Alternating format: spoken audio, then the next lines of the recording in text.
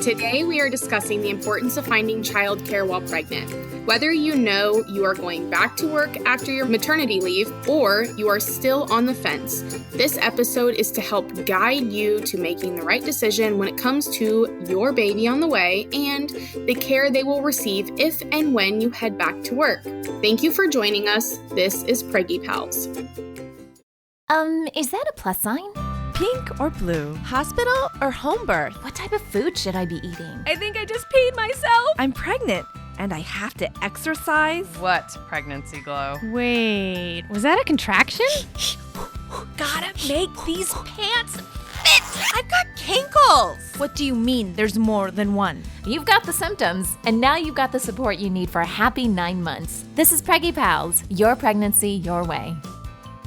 Welcome to Preggy Pals. I'm Emily Mason, your host for today's episode. Before we dive in, make sure to check out our website at newmommymedia.com and subscribe to our weekly newsletter to stay updated on all of the latest episodes. Don't forget to hit the subscribe button in your podcast app so you never miss an episode. If you're looking for even more ways to connect, join our online community, Mighty Moms. It's a great place to continue the conversation from the show, share insights, and even find out how to join us live for future recordings. Let's get started. All right, welcome everybody. Our expert today is Erica Sococcio. Erica is a seasoned expert with over 24 years of experience in early childhood education. As a certified John Maxwell leadership trainer, heart-centered childcare coach, and experienced trainer, Erica brings a unique blend of expertise, passion, and leadership to every childcare business she works with. Starting her journey with a CDA, Erica later earned an AA in early childhood education and a bachelor's in early childhood leadership from Charter Oak State College. She is also a graduate of CCRI's prestigious 10K Small Business Entrepreneurship Program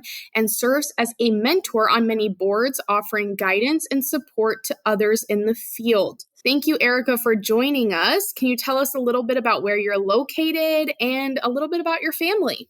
Sure. So I'm located in Warwick, Rhode Island, which is just a little state. My family is amazing. I am married with 2 children. They're a little older now because I'm a little older, but they're great. And I'm now a grandma, so I'm really loving that and have a couple cats and life is really good. Awesome. I am so excited to talk to you today, get to know you. Thank you so much for joining us. And we have a bunch of questions lined up, but first we're going to take a quick break.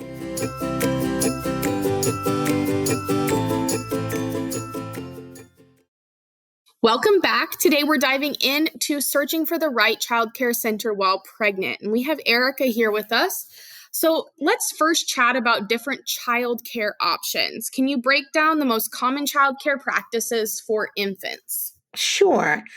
So there are several options and depending where you live, obviously they could be a little different. Infant care is really interesting because lots of times folks will use family members at first when children are first born. And then as children get a little bit older, especially when they start getting closer to that 12-month mark, then they start looking for traditional settings. Family childcare is a wonderful option for folks who are looking for group care that doesn't have too many folks coming in and out. And, it's a little bit small and intimate. So I think, lots of folks like that when we're talking about young children. There's certainly center care, which is what I run. And then there's nannies, right? If you want that one-on-one, individualized, customized, you certainly can always use a nanny in your home. And I think when children are young, some folks lean towards either a nanny if they can afford it. That tends to be a little more on the pricier side. Family childcare usually is a pretty affordable option. I would just caution people and make sure that if you do use that, make sure it is a licensed family childcare provider. And then, of course, there's the childcare center that most people think about when you talk about childcare. Absolutely. And I think all of those options are things, as I had my youngest, started to weigh in on and figure out. And it's so overwhelming at times, but also there are so many different options that will work for exactly what you specifically need when you're looking for somebody to help after you go back to work. Yeah.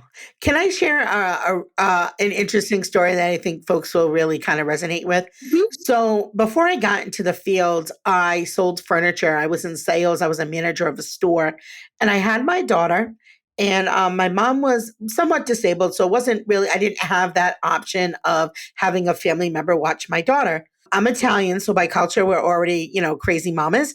And I was just like, I started to look for childcare centers, and there were lots of great programs. But I was just like, I can't leave my baby with people I didn't know. And so I quit my job. And that's how I ended up here in the field. And that's a feeling that never really left me. I know how difficult it is for families to leave their children with people they don't know. And so I just think that because that feeling's never left me, it's kind of how I gauge my programs and just say, would I leave my daughter here? So I really do understand how torn people can get around this topic. Right, right. And I think I had my baby at the height of COVID. And so I was even more, I feel like even more anxious. And Yeah. my gracious mother-in-law decided to retire, and she is staying home and has stayed home for the past 4 years now almost with my youngest. So there's definitely different options out there, and everybody has their own path. But I guess when people are returning to work, how common is it? I guess how common is it for women to return to work and put their child in daycare? Is that something that happens every day, or what are people doing? It is pretty common. And I will say your experience was also very common. I found a lot of families did use us senior relatives during COVID. I feel like that is less so now. And I think particularly when we talk infant, I want to just kind of dial that down a little. I'm going to say infant under the age of 18 months, but we started to see children come back, I would say maybe around 14 months, 12 to 14 months, when they were really starting to become really mobile and kind of like started climbing on things. And it became a little bit hard for a senior person in some cases to really give the children like the stimulation and care that they needed. Now, I'm not saying every experience is like that, but for the most part, if we're just generalizing, I would say that we did see children start to come back a little bit closer to that age mark as they started to approach toddlers. I think families don't always have the luxury of being able to stay home. Right. So I think, I think if most moms could, they would stay home, or some version of work from home and still be able to be with their child. I feel like that is a true statement in my experience. Absolutely. So I'm a teacher by trade, and Hmm. I always thought my baby's very immobile at the earliest stages. She could just be strapped to me and I can still teach all day long instead of going through the anxiety of leaving her every day. Yeah. And yeah, I think that that's definitely something that moms struggle with, is that leaving them and that guilt of leaving them, but also re-identifying who you are, going back into the workplace, like Hmm. taking one hat off and putting another hat back on. Yeah, that can get Yeah. difficult. Yeah, and even for us in the industry, I would say, a good majority of the folks that work in early childhood education started out because they had young children, and it was a great way to earn money while still being in earshot of your child. Yeah, I think a lot of folks, that's how they come in, and then they fall in love with it and they stay.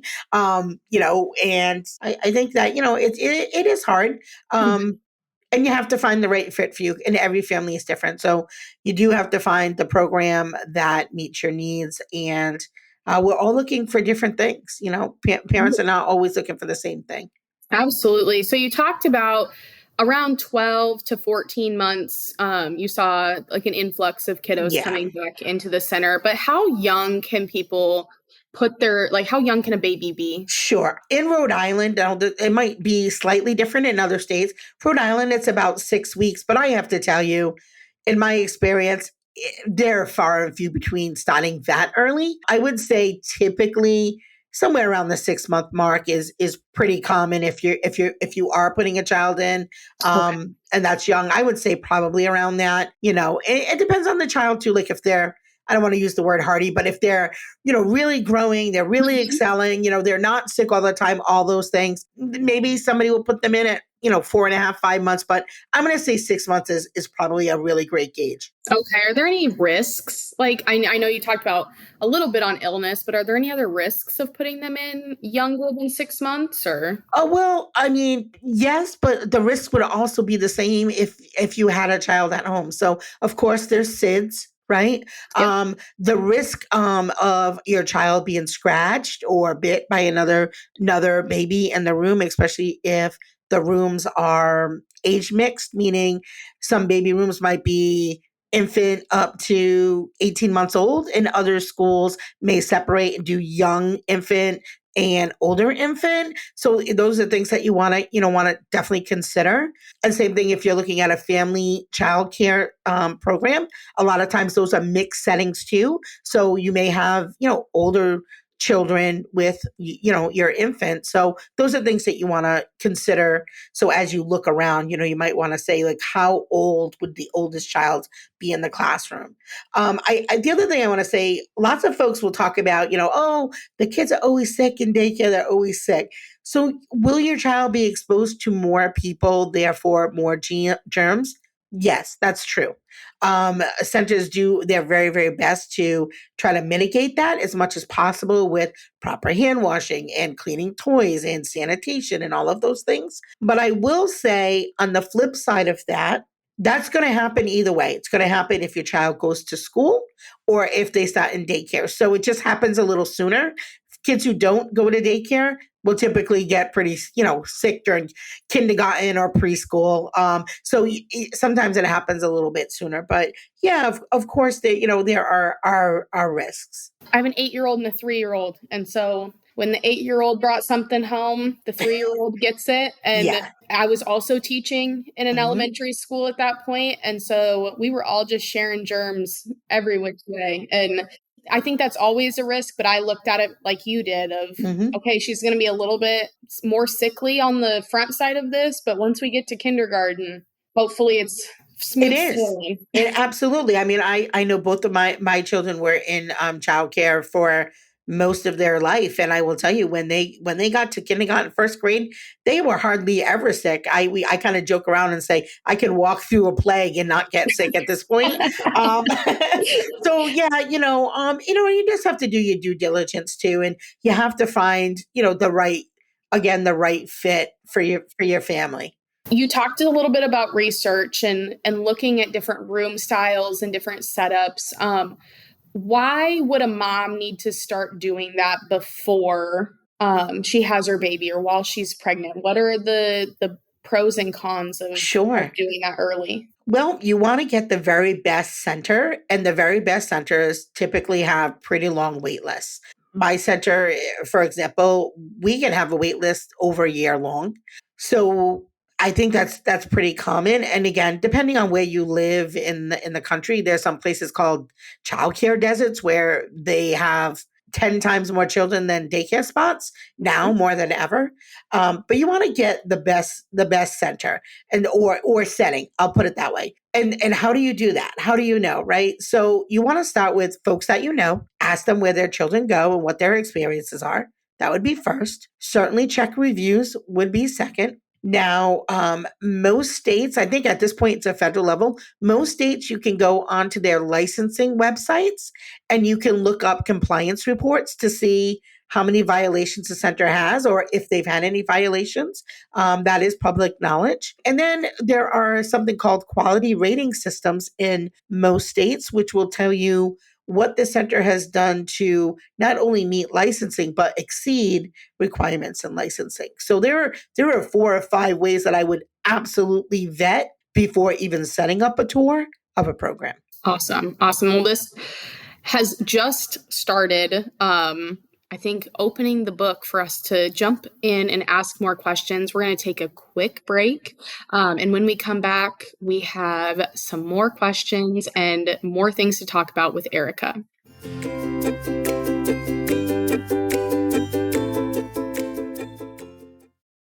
Welcome back. We are talking with Erica today, and Erica has been sharing some great resources, ideas, and really initial thoughts on what it looks like to look at a daycare, figure out childcare, and we've really kind of skimmed the surface so far. So we're going to take a little bit of a deep dive here, and I guess I want to know what you've heard from women who are choosing to not go back to work after taking maternity leave. Why are they not wanting to go back to work? What are their reservations?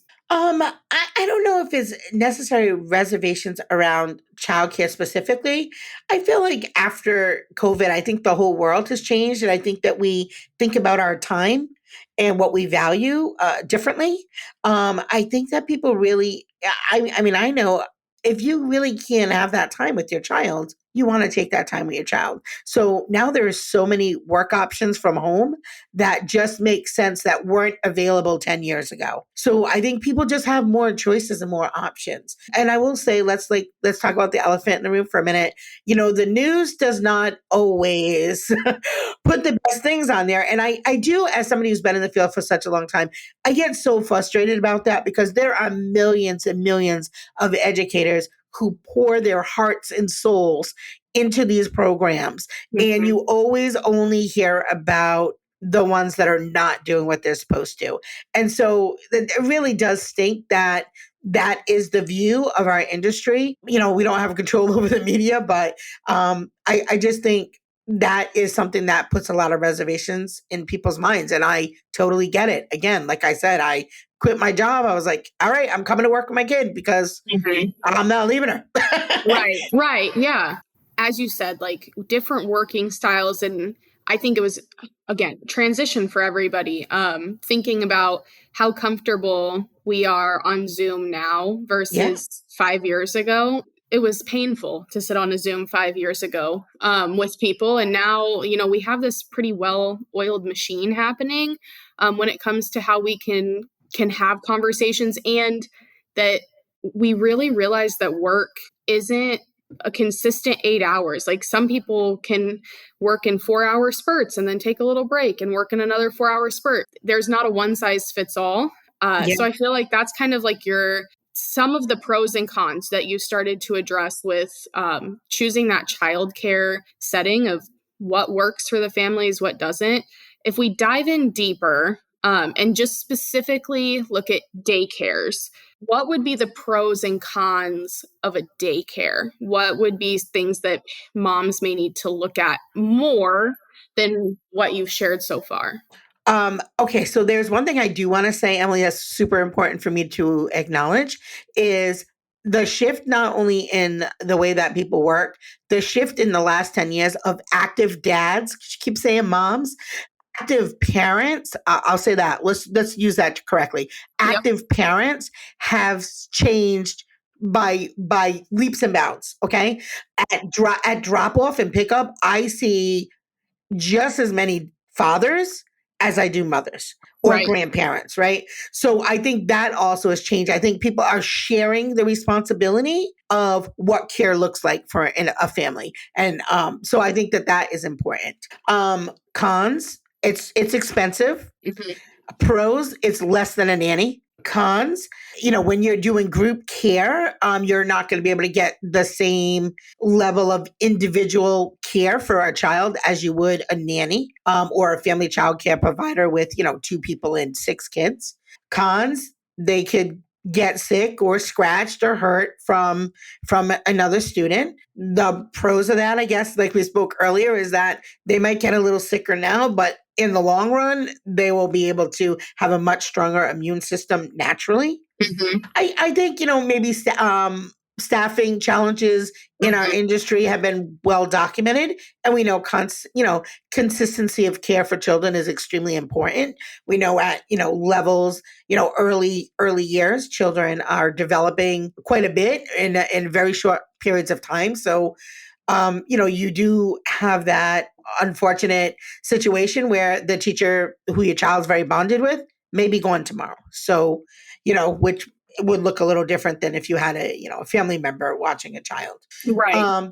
I would say the pros is definitely children get social interaction, especially if they're an only child. So the negative they might get hurt, but also if you've ever walked in an infant room in a childcare center and the kids are all in sync, there is so much babbling and fun and smiles that they learn from each other in those social cues. So lots of awesome things do happen as well in childcare centers. That was definitely one of the top things that I felt that we kind of missed out on at the beginning of COVID was the socialization piece. I was really worried about that as my oldest went to a center, and I was like, what happens? What are we going to do without this? And I think, like you said, I missed the walking in and hearing the babbles and the conversating, and that was so fun to Yeah. see their little language um kind of start, and figuring out what the social norms and rules are in society. I think that's definitely one of the biggest pros that I see from a parent perspective of having a daycare or center like setting. Yeah. Another pro I would say is definitely I feel like, at a center like ours, we are lucky enough to have staff that are with us for quite a length of time. So that's something we pride ourselves on. But the relationships that families make with the caregivers is a very much a mutual or reciprocal relationship. I can't tell you how many new families are like, oh my God, my kid's teething, or is this common? Or, they'll come to you for advice and support and guidance. And so it's nice, especially if like you've moved. We have some families, people move around a lot. We have some families that maybe are far away from their extended family, and we're a support system for them. Or if you have a child who has a developmental delay, we can help with getting you resources to help get your child, services that they need. So I think there are many benefits to having your child in a quality center. I think that's the key, is a quality center. Yeah, and the support piece, even finding moms or dads that you can also meet. You're standing in the pickup line and you start a conversation, you see that person the next day, and you continue to have those conversations. I think I felt so lonely as a new parent and just like trying to survive. And then I saw another new parent also trying to survive, and I'm like, hey, I think we might be in the same boat. Maybe we should be friends, or let's have conversations and build those connections. So I think all of those relationships perpetuate because of the center and where they're at in that quality center, like you said, of having those people, those supports there to help you. Yeah, I joke around my families when they tour, and I tell them, we're so community based at our center. I say, be prepared to be invited to more birthday parties than you can ever plan on going to. But it's true. And I think especially in the infant room, those parents do bond and they move from classroom to classroom together. And the other thing is, if your center is not really great and one of them doesn't like it, they tell their friends and they all leave. So those parents definitely do talk after hours. So Right. you do definitely have a support system if you find the right center. I think the other thing is there are so many different types of schools. There's play-based and Montessori and Reggio and this. So I think just really aligning, like, besides the care part, what do you really want the experience to be for your child? And I think that's the bigger question that parents really need to ask. Like, while my child is away from me for 6 to 8 hours, what do I want that experience to be, other than loving and nurturing? Because that's obvious. We all want that for our children. But, like Montessori schools, like, do I want my child to be able to, have different experiences, or do I want play-based? So I think you really have to like explore what kinds of centers there are too, not just I need a center with a good rating, but what kinds of schools, like what's their teaching philosophy? Absolutely. So when you talk about looking for a center, what would be red flags that you would tell parents, hey, watch out for when they're looking at their childcare options? Okay. Well, I mean, definitely, like I said, check reviews, check the quality rating systems, check those things that are online that are public knowledge, because those are going to help you weed things out really pretty quickly. The other thing is, I almost would tell people to do 2 tours of a program, right?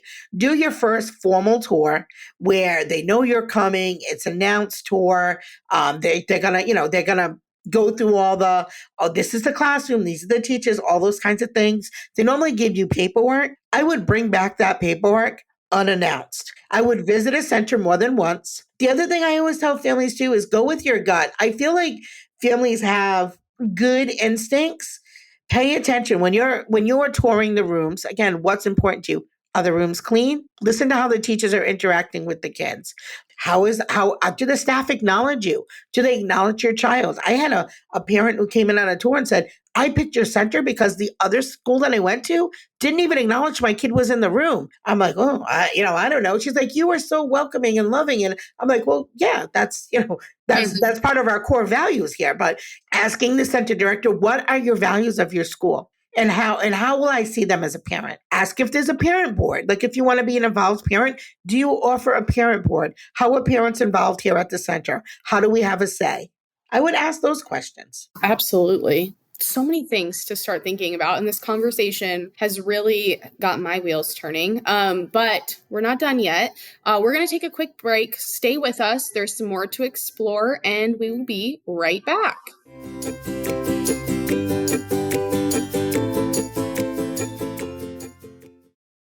Welcome back to Preggy Pals. We have Erica here with us today, and we are about at the end of our interview, and I am just intrigued. I could go down 100 more rabbit holes about this, but as we kind of wrap this up, what words of encouragement? Because for me anyway, it felt daunting trying to navigate a childcare search while pregnant. Because, like you mentioned earlier, a year wait, I was panicking of like, well, where do I go? I don't have family. I don't know anybody. I want the best for my kid, and there's this year-long wait. So what words of encouragement do you have for women navigating that childcare search while pregnant to help alleviate some of that stress and anxiety that they may be feeling? It's going to be okay. That's going to be my first thing. It's going to be okay. And what I would say is you have to find the best option that you can. Have a list, have a really big list of the things that are you have to have. Almost like when you're buying a house, things you absolutely have to have, things that are negotiable and things that are absolutely not negotiable. And you might have to drive outside of your zip code. You might have to go a little further for a period of time if you have to find the right center. And that's okay while you're waiting to get on your very first choice, but try to narrow it down to like choice number 1, number 2, number 3, and get on all 3 of those wait lists. Now, here's the thing when we say wait list, okay? Don't get so wrapped up in that because you could have a year wait list, but then once you start calling those folks, some of those folks have already found alternative care, right? Because not everybody can wait a year, right? Some folks have found alternative care or have made other accommodations with their work. So you may have 20 people ahead of you. And as they start to call those people, maybe 10 of them have already dropped off the list or 5 of them, right? So although it sounds like a long time because people want to be honest and transparent when we say, it might take up to a year, it might not take a year. It might take 7 months because people will find other alternatives of care or their work situation changes. Right. Find that your very, very best choice that you can get in a space, and always keep yourself on the list for your best option, which has happened before. And then you have a choice when that space comes available. You have the choice to move the child to your first option, or maybe you have fallen in love with your second option and you wouldn't even dream of moving a child at that point. Yeah, that makes sense to get on all wait lists. I felt like I had to choose one. And so I was like, well, which one do I choose? The shortest wait list. But that does make so much sense to get on every wait list. And everybody else is probably doing the same thing too, getting on every wait list. So yeah. I think too, there were a couple things I wanted to say though. Yeah. Ask if you have to sign a contract. That I would say might be a red flag. My contract is like more like you pay on Monday and whatever. It's more like our policies. But if you have to sign on to a program for a year or 6 months or like that, to me is a red flag. Like if I'm not comfortable with my child going to your center or you no longer meet my needs, you should be able to take your child out without penalty. Yeah. And so I think that that's important. The other thing I think people need to ask about is vacation time. Do you still have to pay if your child's sick, or do you get, a certain number of vacations?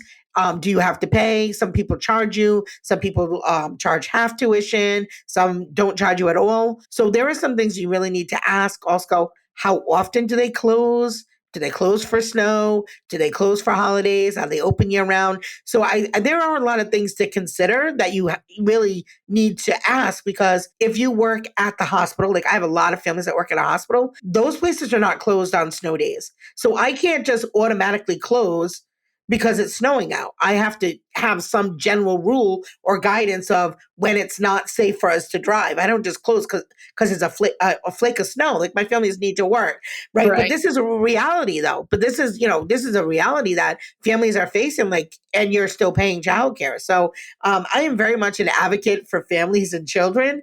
And I try to do things that make sense. And I have good family policies. If you're not comfortable with our service, you can let me know on Friday. And I don't mean to sound fresh, but you can then move on to wherever you feel is best for your family. I think that's important. I also offer 5 weeks of vacation where parents don't pay.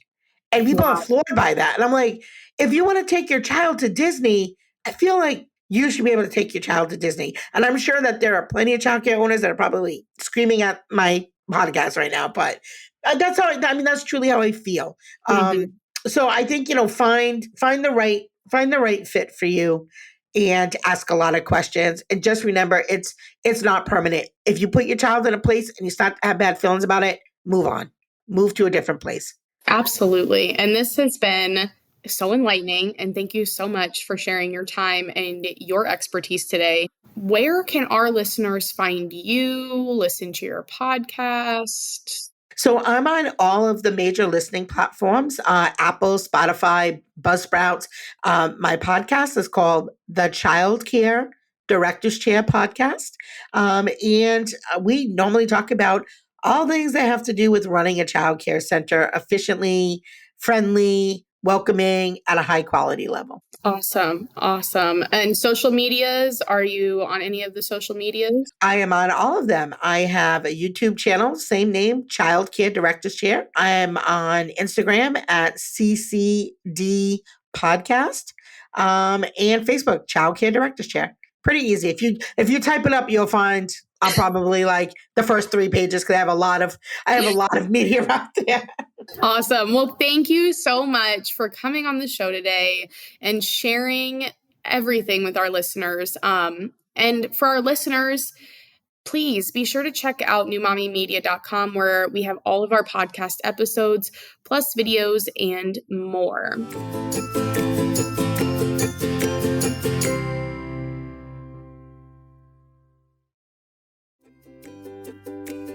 That wraps up our show for today. Thank you so much for listening. If you love Preggy Pals as much as we do, we'd love for you to check out the amazing businesses that sponsor our show every week. And don't forget to share this free resource with another new mama who might enjoy it. Looking for more great content? Be sure to check out our other podcasts like Newbies, Parent Savers, The Boob Group, and Twin Talks by visiting our website at newmommymedia.com. Don't forget to follow us on Instagram at newmommymedia for updates, giveaways, and more. Thanks for joining us on Preggy Pals, your pregnancy, your way.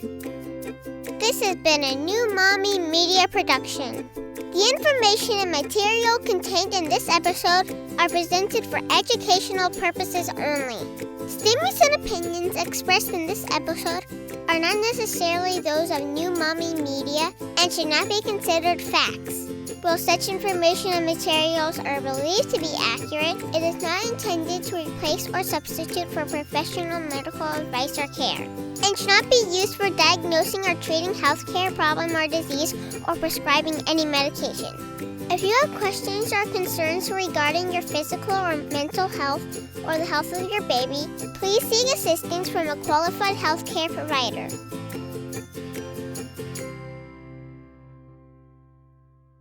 Hey mamas, don't forget to check out Mighty Moms. It's our online community built for new moms just like you. Not only can you connect with other moms, but you can also join us backstage for special mom-only online events. And you'll also be notified when we're recording so you can join us as a special guest. Visit our website, newmommymedia.com, and click on the Mighty Moms banner. It's free. That's newmommymedia.com. See you there.